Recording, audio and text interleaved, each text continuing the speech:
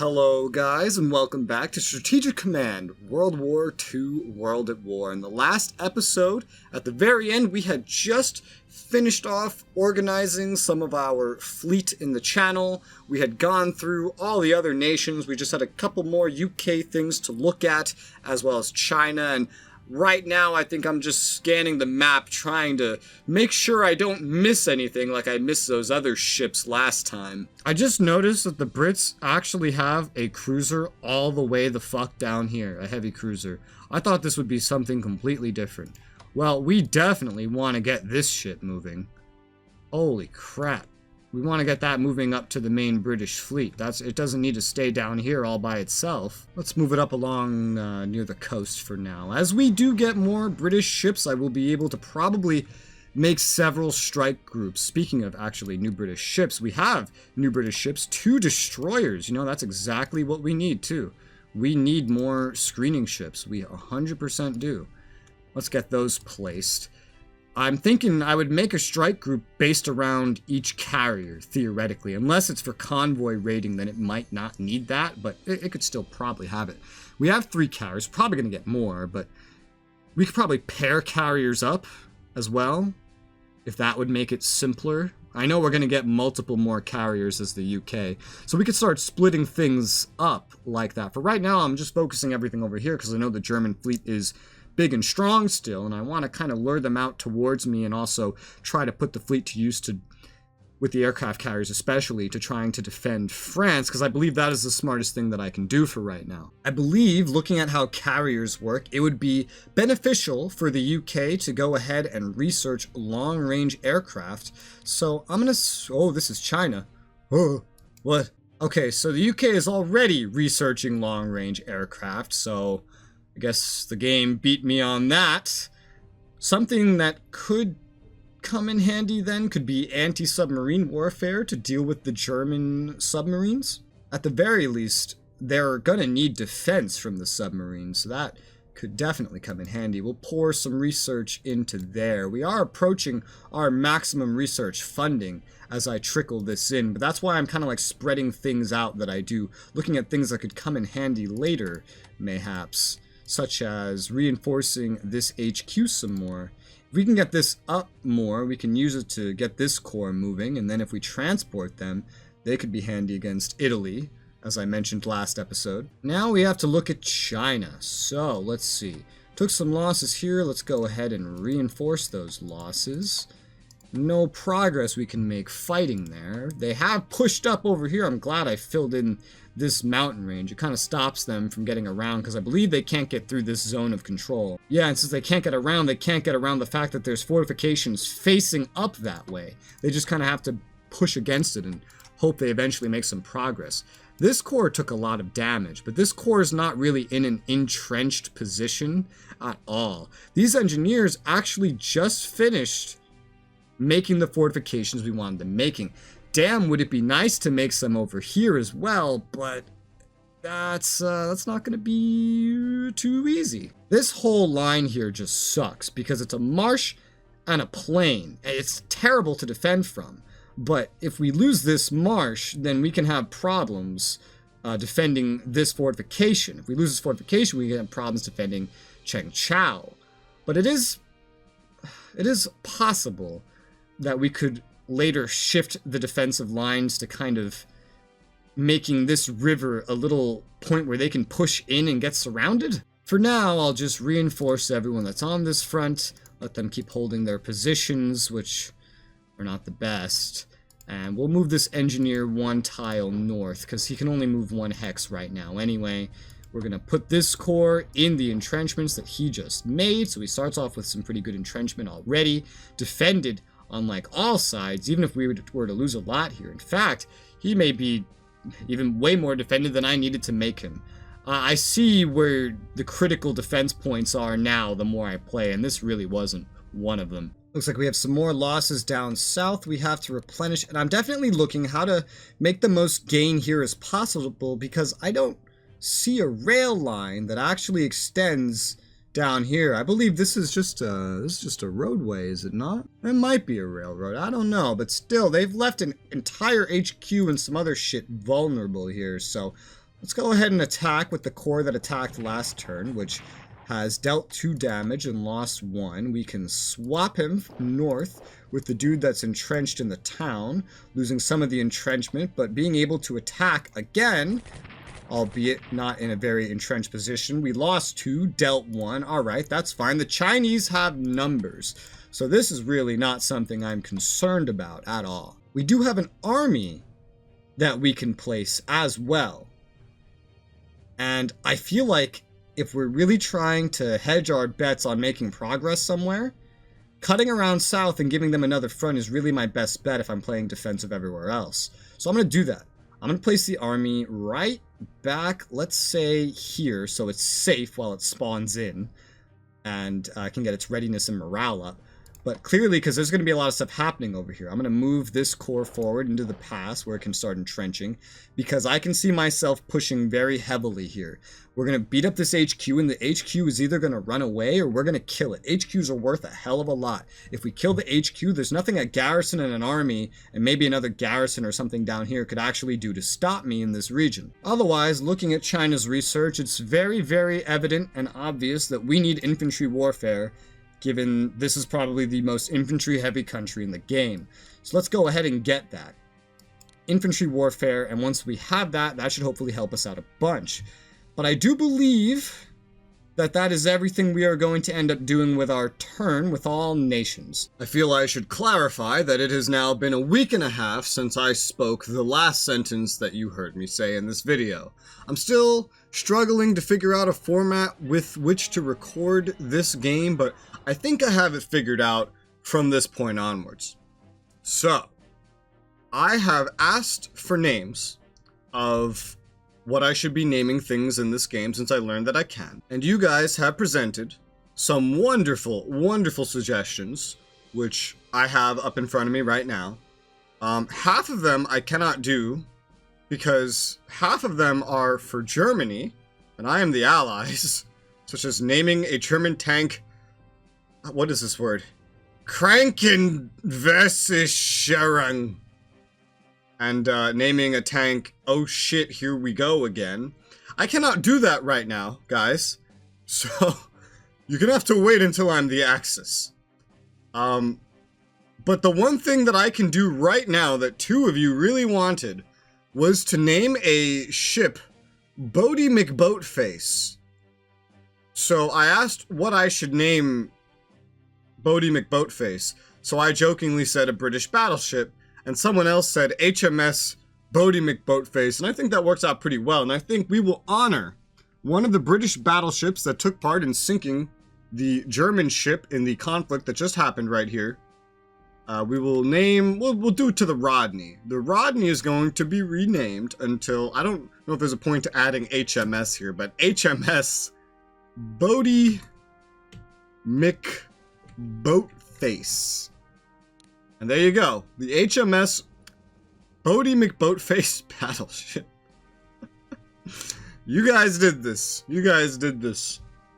I got another suggestion, but that one will wait until it's more capable of being done, because it has some like RP prerequisites that we're gonna kind of just keep our eye on. But as I also said a week and a half ago, I have done, I believe, everything that I can should realistically be doing with my turn here. So we're gonna go ahead and hit end turn and see what the Axis have in store for us. Canada declared war on Germany. Welcome to the fight, my fellow Northern Canadian brothers, because I am American. I was born in New York, and I feel some form of friendship with Canadians. Convoys to the UK, perfect. We could use as much money poured into the UK as possible. Very good progress in researching advanced tanks with the UK, and in infantry warfare, and in logistics, and in long-range aircraft development for the US. Okay, and it is now the winter, meaning all of our income is probably being nerfed. Yep, so we're getting at 75% from Canada. Why 75%? We'll have to look into that next turn. Everything else seems to be going as fine. The railway is not impacted, so China's getting that. Very good. The Polish Corps is finished being paid for. That's good. India is still funding the UK. That's good. I appreciate, I approve, and I enjoy. Calculating supply. Italy deploys General Graziani. I don't actually know what that means. Maybe that's something to do with Ethiopia? I'm not sure. This HQ has replenished itself up to full, so that's some good wastage, let's say, of Japanese supply. It's usage, right? We're making them use it here instead of somewhere else where it could hurt us. Okay. Lots of air raiding happening. They're trying to rely pretty heavily on battering us down with their massive air power, with a mixture of carrier units and otherwise, performing a lot of attacks, especially right here, really trying to... Oh my god. Oh, that hurts. I don't have any more armies in the area, and they almost wiped out this army with everything they threw at it. That's problematic. That's problematic. We have a line collapsing there, and I don't know if I can hold it. A corps wouldn't be able to hold off against that. The army barely survived. Shit.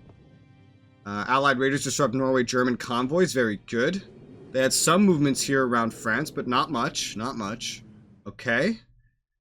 And that's everything the Axis is doing for right now. Ooh, throwing me a curveball over there in China, unfortunately.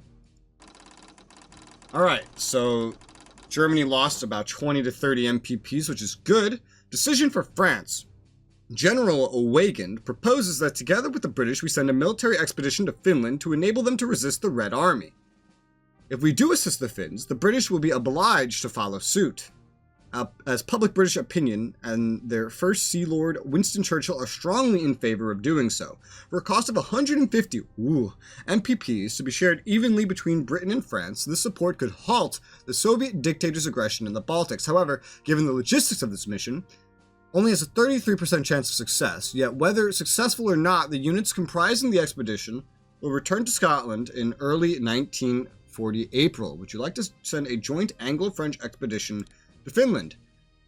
The expedition has a 50% chance of reaching Finland in time to provide them with enough support to withstand the Soviet onslaught. If successful, the USSR will not gain any Finnish territory as a result of the conflict, and the USSR will move 8 to 12% towards the Axis. For their decisive action in helping defeat the aggression against a neutral country, France and the UK will both gain 500 national morale points, and Finland will swing 25 to 35% towards the Allies. This will give Finland a pro-Allied leaning, virtually guaranteeing her neutrality for the foreseeable future. If the mission does not arrive in time, then Finland will be forced to cede territory to the USSR in March 1940. Whether successful or not, the Anglo-French expedition will return to Scotland at the start of April 1940 with a French Strength 8 Special Forces unit of blah blah deploying in Aberdeen with full research, while a similar British unit will deploy at Inverness. If Germany invades Norway, then the Allies will have an opportunity to send these units to Narvik to attempt to recapture the town. The opportunity will not exist if the expedition is not sent, so it's recommended to do so by saying yes. I think as much as this could hurt the income of the USSR if this is fully successful, making Finland be neutral is invaluable. And even if that doesn't work, then the USSR is completely, basically untouched by this. We still get units that we pay only 150 for, up to 2 units that's being split between these two nations. Maybe 1 at tops, right? And then potentially a chance to do more later. I'm going to say yes to that, 100%. I feel that, okay, that doesn't only help me, it does hurt me. We have 1 unit to deploy right now. In Halifax, Canada, it is a ship. I will go ahead and deploy that here in the port. It is a destroyer. I'm not quite sure what to do with a Canadian destroyer, but if any German submarines start popping up over here, this could be theoretically invaluable. Ah, yes, Canada is one of the countries I have to go between 2 sides to fully see. Canada has no units other than this destroyer. Thankfully, now that Canada's in the war, they actually do have units they're going to get for free. Corps, a tank, and an HQ, all around Halifax. That could be very good. I say not for defending, because if my strategies go according to plan, the Axis will never have an opportunity to invade here, but rather for deployment into Europe. For America, I'm going to make my turn very simple. I'm going to go ahead and have them start researching spying and intelligence. It can help our research bonuses and harm the enemies. It can also help finish researches or get like big breakthroughs, as I believe we were seeing way more often. So I'm going to go ahead and research that. It's a research that has a lot of long-term benefits, and it's probably going to be over a year until, I mean, probably close to 2 years if you think about it, until America enters the war. Anyway, they can afford to get this. But I am definitely eyeing these armies here, the 1st and 2nd armies, the 2nd Corps especially, plus the other things we're going to be getting. Trying to think ahead of what exactly would I really plan on doing them. I could combine them with any of the Canadian forces that spawn and try sending them into Europe to try to defeat Germany and Italy first, saving Japan for last. Or I could send them to try to fight Japan. But that is what brings me back to China. You know, if China can hold Japan, then Japan just doesn't really stand a chance, especially if the Aussies are left to defend Australia. That pretty much nerfs the ability of Japan to expand. So I'm really trying to think in the long run, what would help me more? Trying to wipe out this part of the Axis, or splitting more evenly to try to take on both parts of the Axis at once? We know what happened in real life. This part of the Axis was focused down and wiped out. Maybe that could be smart, especially against an AI that's going to play mostly historically, but we're going to have to see about that. Now that I have the Soviet engineers ready, I am going to go ahead and set fortifications only west-facing, 2 sides, to get this done as quickly as possible, because that's where the Germans would be coming, especially if we do properly guard our lines coming down here. I don't really have too much money to use with the Soviets right now, but that's fine. They also have time. We still don't need to get into position, and we also still can't entirely afford to get in position, because the Soviet nation is one where you generally have to operate to get around, because running through all this would be nigh impossible. I am happy to see that there is an elite Japanese army covering the border over here. Maybe my unit still being here is scaring them. I certainly hope so. Looking at the Indians and knowing infantry is going to be their bread and butter, I'm going to go ahead and research infantry warfare for them, since we're going for infantry weapons already, because we're safe right now. India's only at war with Germany and Italy. They are at no threat from them, and because they're not at war with Japan, they're at no threat from there either. They don't need an army just yet, but rather if we can start working on the technology to make their infantry a beast to be reckoned with, then if and when they end up at war with Japan, they can defend themselves. And in the meantime, they would also be able to provide maybe some good benefit to Africa to help the Brits in some way. Now for the French boys, and I'm thinking real hard about these French boys, as I can see the Germans on their side of the border, who are currently playing it nice and quiet, have been upgrading their infantry to be, well, superior to ours. However, this corps right here that has an upgrade is not entrenched. He's just arrived here into this spot that I chased the Germans away from earlier. So there is a potential to maybe get some damage in here, and I think I will do my best to exploit it. So while the French tactical bombers are still in no position to be doing anything over here, the British ones are. We've just been waiting for an opportunity. This could very well end with more casualties for me than anything else. And these guys, yeah, they can only be upgraded with naval weaponry, but I think I'm going to go ahead and take the chance. We're going to try, this is going to create some firefighting, to tactically bomb this frontier corps. Of course, they send interceptors after me.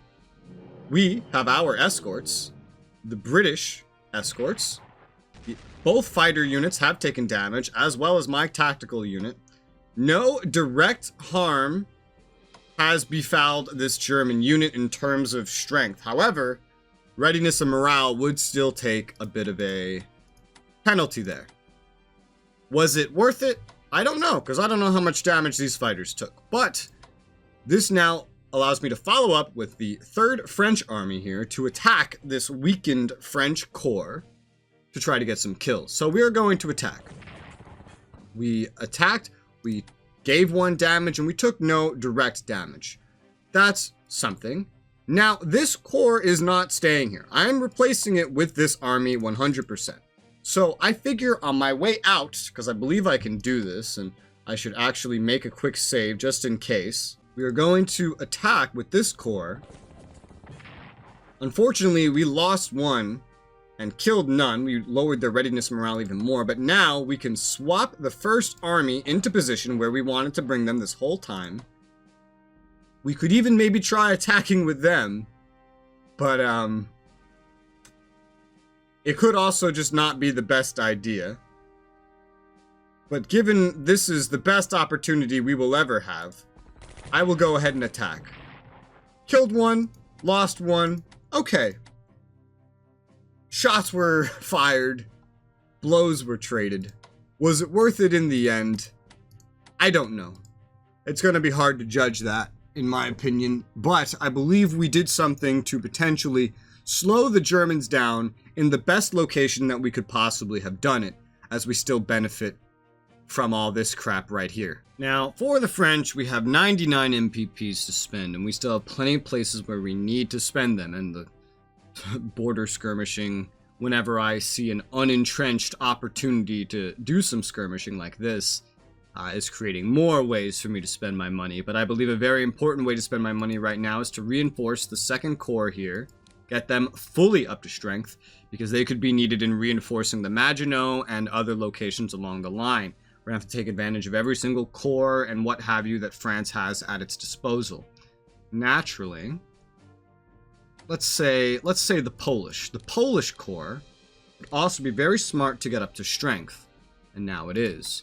Perhaps even this reserve corps, we can still afford this, yes. So we're going to go ahead and do that. We're down to 25 MPPs. The only other two things I could hope to reinforce right now, or even upgrade, are going to be the engineer we got, and these two corps down here. Now these two corps are still in no immediate danger, because until Germany comes crashing through Belgium, we don't have to worry about Italy. But the engineers need to get to work, and if I reinforce them, they will not get to work. So we're going to assume that we're going to want them to get to work. Because it costs the same amount to do one side as it does two, and it only increases as of 3, we're going to do a two-sided fortification up here at Dunkirk. And we are going to face it east towards where the Germans would come from. 70 days to start on that. And, you know, it should get done in time. I don't imagine the Germans could get here in 70 days from now. We should have enough of an opportunity here before us. We don't necessarily need to spend the rest of these MPPs right now, but we could. Oh yeah, there's also this tactical bomber that's just been here this whole time that we haven't used for good reason. We don't have enough fighter coverage to match the German fighter coverage fully, but getting the French tactical bombers running could be very handy. Probably handy faster than getting these corps up to snuff. So I'm actually going to take and just put a point into this one tactical bomber unit that they have. We have to also move some French ships read around. So this is British submarine. This is a French, the Dunkirk battleship. The Dunkirk battleship is going to do me a super duper favor and start moving into the Mediterranean. We're going to want to get it to join up with the rest of the French fleet. So we're going to sail that bitch right down there. Try to give some operational flexibility right now. I'm actually going to take the French fighters and I'm going to move them up into this forest right here, which should be safely behind a double line of the Maginot, so that we can engage the enemy fighters a little bit better and also make it less tempting for the AI to come after our bombers, which are more forward deployed. Whereas the British one's just going to stay here for the time being. It kind of has to reinforce itself, as do these TAC bombers anyway. The British Strat bombers are not going to go in for a run because, again, we just don't have enough fighter coverage, in my opinion, to make this worth doing right now. Oh, this is actually a TAC bomber. This is a fighter. So I don't know, but I know that Germany has more fighter coverage than we do on a nation basis overall, and I don't want to weaken these bombers or these fighters anymore when I'm almost confident Germany will further use their own aerial assets. I did put some carriers in port to upgrade them, namely the naval weaponry is not something that really needs to be upgraded on a carrier. However, it could help in their defense. The main thing I want is the advanced fighters, but I will go ahead and I will upgrade both here. On the Ark Royal carrier, sub cannot be upgraded. We will then do the same for the Courageous carrier, and now both of these are upgraded. We also still need to get into port Bodie McBoatface. Oh, God. Yep, alright, anyway. And the Valiant battleship. We need to get them into port to end up repairing the little bit of damage they have taken. The Norfolk heavy cruiser is already in port and can repair the damage it has taken, so we're going to go ahead and do that, repair the damage that these have taken. Now, with the remnant of the British fleet, we have to give orders to up here.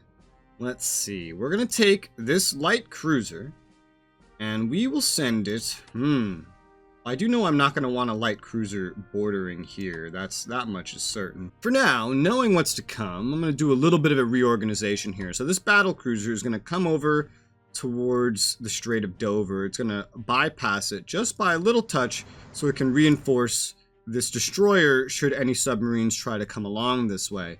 Any enemy submarines. The light cruisers we have here, I'm going to use the two of these to make a little bit of a naval front right here. Yeah, kind of as a blocking force for this battleship and the heavy cruiser nearby. The Glorious Carrier, on the other hand, is actually going to go ahead and move up a touch, because these are going to hug the danger zone for the time being, is what they're going to do. They're 100% just going to hug the danger zone, as will the other carriers when they return, to guarantee that we are in range to utilize this air power once the battle for Belgium begins, hoping to at least do as much damage, because I don't believe we can save Belgium. I don't believe we can save these nations, but if we can do some damage, that's the goal, right? And that's why I'm upgrading the aircraft as well. So now we have two destroyers to deploy. One of them, the Amazon destroyer, I'm going to send up here with the rest of this big fleet and set that into raider mode, because for whatever reason our surface ships can raid, our submarines cannot, something that actually semi-bothers me a little bit. And I'm not planning, I'm going to put it right here. I'll put this Javelin destroyer right here as a forward guard for this region in case any submarines try to sneak through, if they even can. I don't think they can get through the port while it's neutral, so it should be fine, but I just figure better safe than sorry. The British heavy cruiser that's all the way the hell down here still needs to go up to join its friends. We're going to try to stick close to friendly locations, so let's sail it up over into this African port. I don't know whose port this is, but I think this is the French. Yeah, this is the French's port. So we're going to take safety in that port as we keep skipping our way up north. Ooh, we have a French Jaguar destroyer over here that I almost missed as well. Oh, it just deployed here prior. Alright, so you will go and you will follow this battleship and serve as an escort to guard it on its way up. Very good, very nice. Now we have the British submarines that we have to deal with, which for whatever reason do not take part in convoy raiding, despite having that little blue thing, which you'd think would indicate that they do. We do know that there are German ships out there that are going for our supply lines, our convoys. And if we open the convoy map, we can see we have a lot of that shit to protect, especially as more and more of them opens up. And yeah, I did investigate this, and it does appear that winter is the only core modifier here that I could really see would influence what's coming here. But it's probably just because Canada itself is affected by winter, whereas pretty much nothing else has snow affecting it that's sending resources to the UK. So ideally, I think I'm going to use these submarines for actually defensive purposes for the convoys. Meaning one submarine, which I'm going to nominate the Salmon sub for this role, is going to patrol the Atlantic area. So we're going to send it down the supply line right now, is what it's going to do. The other one, which is in France, is going to patrol more of the Mediterranean side of things. So we're going to send it down towards the French Mediterranean fleet for the time being, and it will eventually pass by it. And we're going to have just some patrols here, especially in the most critical choke points where all the convoys come together, just so we hopefully have some subs in a location where they can respond to any problematic events like this. However, with that, we are out of time for this episode, so a lot to do in the next episode. We must finish up the UK, of which there's still a good number of things that I need to do, and look at the Chinese front, which we have a potential terrible situation developing with the Japanese focusing everything on one front we have over there. That's going to take a moment to deal with. But for now, thank you guys very much for watching. I hope you enjoyed the episode and the conception of HMS Bodie McBoatface, and I will see you guys on the next one.